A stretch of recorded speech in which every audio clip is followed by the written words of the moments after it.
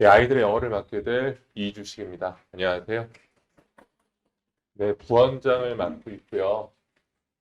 뭐 다른 경력사항은 그냥 읽어보시면 되고, 주목해 주실 분은 여기 전 미래탐구 영어과 이때가 제가 여기 처음 오기 시작한 게 2018년도예요.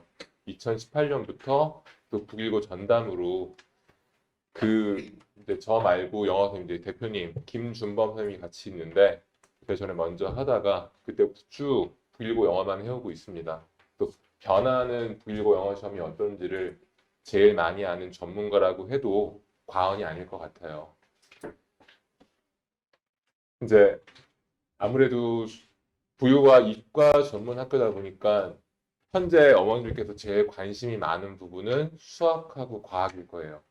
그럼 영어 내신은 북일고에서 영어 내신은 과연 어떤 의미일까요?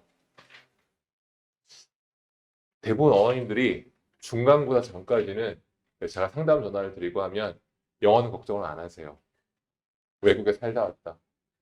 뭐 영어 원서 보는 거는 크게 문제가 안 된다. 고3 모의고사를 봐도 1등급을 받는 아이다. 걱정을 크게 안 하십니다.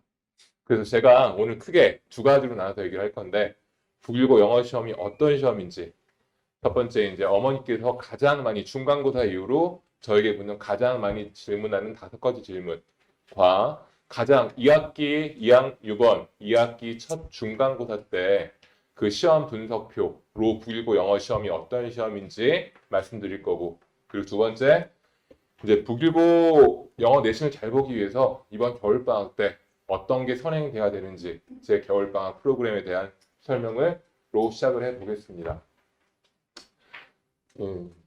그 의미에 대해 얘기를 했었는데요. 이제 선배들이 얘기를 해요. 이제 이 말씀을 들으면 와 닿으실 거예요. 저는 이제 수학 과학만 잘하면 북일고에서 무조건 서울대나 의대는 문제가 없을 거라고 생각을 하는데 이제 제가 만든 말이 아니라 선배들이 하는 말입니다. 북일고에서 서울대, 의대를 못 가는 이유는 수학 과학 때문이 아니라 영어 국어 때문이다 라는 말을 해요. 그래서 이제 처음에는 이제 별로 마음에 와닿지 않다가 첫 중간고사 성적을 보고 제가 전화가 불이 납니다. 근데 그때 이어지는 가장 많은 질문들이에요. 아니 우리 아이가 외국에 살다 왔는데 주재원에 있다가 몇 년을 있다 왔고 영어 원서 보는 게 아무런 문제가 없었는데 고3 모의고사를 봐도 탭스를 봐도 토플을 봐도 다 최상위 등급인데 왜 북일고 영어 내신은 5등급이 나오나요? 6등급이 나오냐요? 도대체 왜 그런 걸까요? 이런 질문이 있고요. 두 번째, 아니 그냥 다 외우면 되는 거 아닌가요? 여기 외우면 다 무조건 만점 맞는 거 아니냐라고 말씀을 하세요. 이런 질문이 있고 세 번째, 우리 아이가 객관식 선지가 무슨 말인지 하나도 모르겠대요. 왜 이러는 건가요? 에 대해서 말씀을 드릴 겁니다. 어떻게 되는지. 그리고 이제 중학교 때랑 다르게 서술형 문제가 나오잖아요. 그 서술형 문제가 단답형의 경우도 있지만 뭐 한글로 쓰는 경우도 있고 그리고 해석 문제가 나올 적은 거의 없습니다. 제 기억에 한 번 정도 있었던 것 같아요. 그리고 어순별이 있는데 이런 거 다 영작을 해야 되는 거냐, 다시 공부를 해야 되는 거냐 하는데 그런 거 준비는 어떻게 하면 되는지. 그리고 그 외에 이제 영어 외적인 문제로 성적이 안 나오는 경우가 또 있습니다. 거기에 대한 얘기를 할 건데 일단 그 질문이 5가지였고요.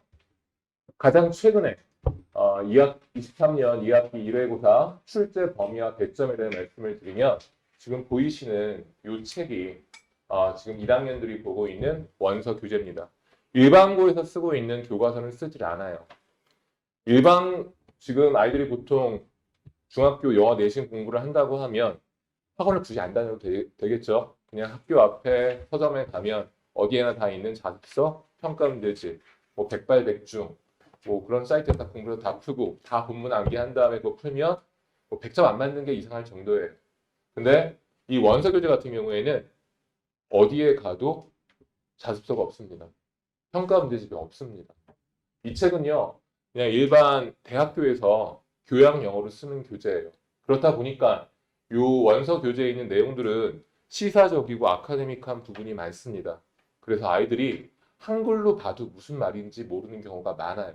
그래서 저희가 영어 수업을 할 때 영어만 가르치는 게 아니라 이런 행간의 의미, 배경 지식에 관한 얘기도 많이 해야 됩니다. 그리고 이렇게 원서 교재의 챕터 5, 챕터 6에 리딩 2가지, 리딩 3가지, 총 리딩 5가지가 들어갔어요. 뭐 중학교 3학년 때 나오는 그 본문 길이와는 비교가 안 되는 겁니다. 그리고 그 외에 고등학생이 되면 3월, 6월, 9월, 11월 4번의 모의고사를 보는데 3월 모의고사는 1학기 중간고사에, 6월 모의고사는 1학기 기말, 또 9월은 2학기 중간, 11월은 2학기 기말에 들어가는데 이번 중간고사 때는 9월 인천시 교육청 모의고사가 들어가셨습니다. 그 출제 배율은 요랬고요. 자, 무단별 세부 유형 분석인데요. 서다통이 차지하는 비율이 많고요. 그리고 압도적으로 많았던 부분은 빈칸 추론, 그리고 어휘 판단 문제들이 많았습니다. 여기 화면에 잘 안 보이는데 여러분 어머니들께서 나눠드린 그 교재를 보면 그런 게 나옵니다. 이게 그럼 항상 이런 식으로만 나오느냐? 아닙니다. 국리고 시험은 계속 진화합니다. 매년 바뀌어요. 작년까지만 해도 어법 판단 문제가 적어도 대여섯 문제씩 나왔어요. 올해 같은 경우에는 1학기 때는 거의 안 나오다가 이번 중간고사 때만 한 문제가 나왔어요. 그리고 예전에 나올 때도 이제 아이들이 선생님 중학교 때는 단원별로 핵심이 되는 어법사항들이 있잖아요. 근데 여기 국리고 어휘에서는 그런 부분이 없습니다. 뭐가 나올지를 몰라요. 다 정리가 돼 있어야 돼요. 어휘 같은 경우에도 교재 외 어휘가 많이 나와서 가장 문제가 되는 건 어휘입니다. 빅데이터 분석을 보면요. 아까 말씀드린 빈칸 추론 차지하는 부분이 가장 많고요. 내용 일치, 불일치. 다음 글의 내용과 일치하는 것을 고르시오. 아니 이걸 왜 틀리나요?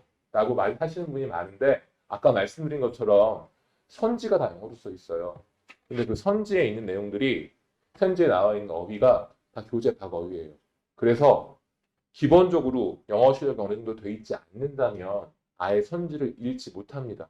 그리고 그 단어를 안다 하더라도 문장 구조가 만만치가 않아요.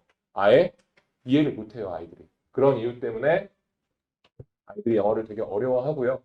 뭐 문장의 위치 추론, 뭐 어법 판단 이런 거는 매년 요 비율은 조금씩 바뀌기는 하지만 지금은 아무래도 어휘 판단 부분이 제일 큰데 자, 총평을 보면 자, 일단 어떤 시험이냐?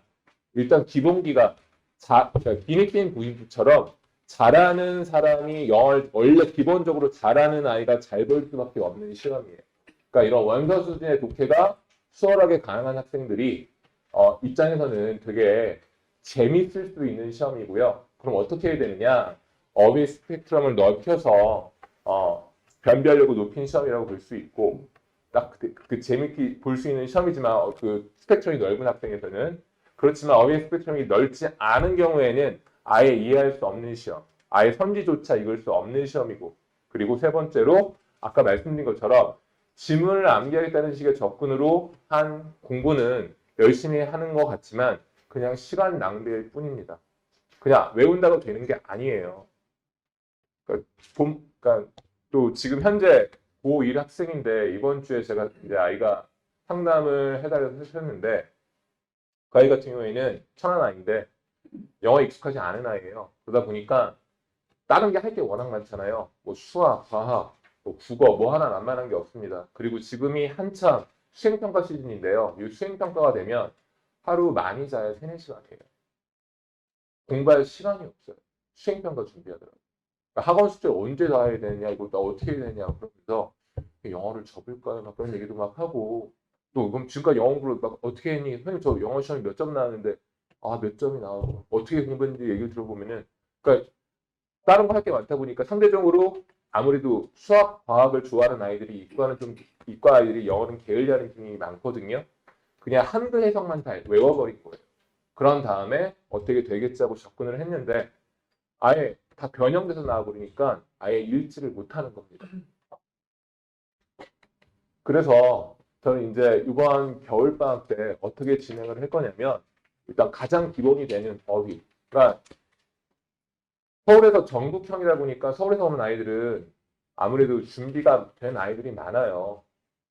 근데 그에 반해 요 천안 아산 지역 아이들은 그렇지 않은 아이도 있지만 대부분의 아이들은 준비가 안 돼서 오는 아이들이 많기 때문에 일단 영어 어휘 쪽 그리고 구문 쪽에 더 많은 비중을 둘 거고요. 또 레벨을 나눠가지고 제가 말하는 거는 지금 12월까지의 그런 요 기간을 말하는 겁니다. 또 1월 달이 되면 반을 더 세분화시킬 거예요. 최상위반과 준비되지 않은 반 아이들 나눌 거고 그렇게 해서 어휘랑 주요 구문들 위주로 하고 그리고 이제 낯선 지문 보는 거 이제 지금까지 제가 18년부터 23년 요때까지 하면서 봤던 공부했던 원서 책들이 이렇게 많이 있어요. 매년 바뀌고 하는데 그럼 아까 전에 보여드렸던 이번 겨울방학 때 이 책을 미리 공부하면 되지 않냐라고 생각하실 수 있는데 예전 코로나 전에는 한 번 교재가 선정이 되면 적어도 3, 4년을 봤거든요.